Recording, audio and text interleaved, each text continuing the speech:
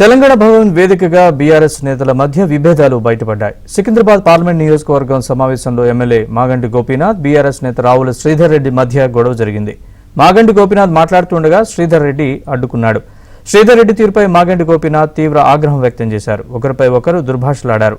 ఇద్దరు నేతలకు మాజీ మంత్రి తలసాని శ్రీనివాస్ యాదవ్ సర్ది చెప్పారు.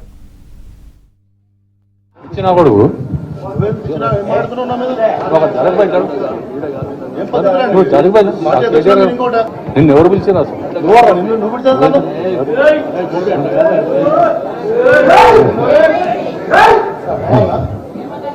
తమిళ ఇచ్చినా కూడా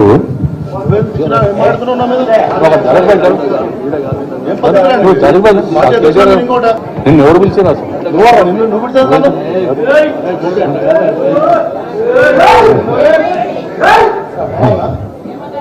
తమిళ ఇచ్చినా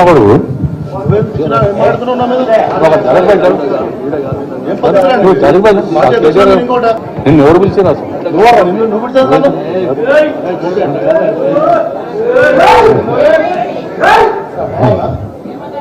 తమిళ